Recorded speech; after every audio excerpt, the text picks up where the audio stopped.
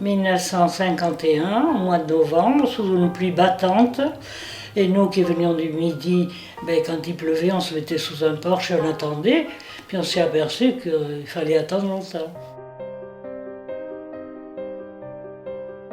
Donc on a eu un petit logement sur le port, à la station de désinfection, là-bas, là où travaillait mon mari. Il faisait beaucoup de contrôles phytosanitaires avec tous les fruits et légumes qui arrivaient de tous les pays. Et voilà, il faisait l'inspection. Il donnait des certificats de rentrée de marchandises de toutes sortes, dans fruits, légumes secs. Tous les jours, ils atterrissaient à la gare maritime qui est juste en face de chez nous. Donc de la fenêtre, mon petit garçon, l'aîné, il passait son temps à la fenêtre à regarder les bateaux. Et les trains qui arrivaient sous notre fenêtre.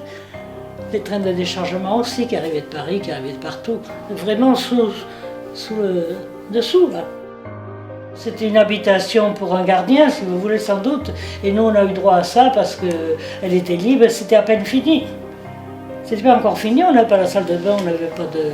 C'était un petit logement, il y avait 3 pièces, deux petites chambres, un petit séjour, une petite cuisine, et après on a une petite salle d'eau avec une douche, c'est tout. Hein.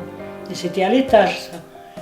Et nous, on habitait au-dessus de la station de désinfection, à côté. Il y avait un grand autoclave pour les wagons.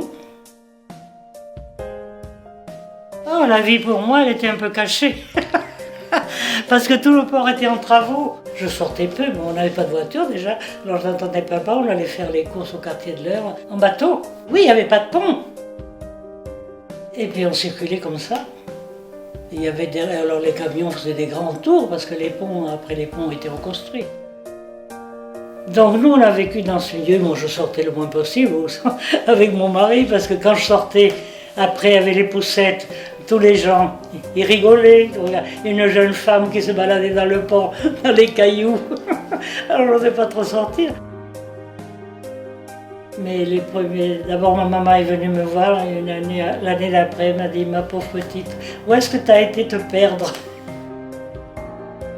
On est resté 5 ans là. Mais on était bien, on était bien.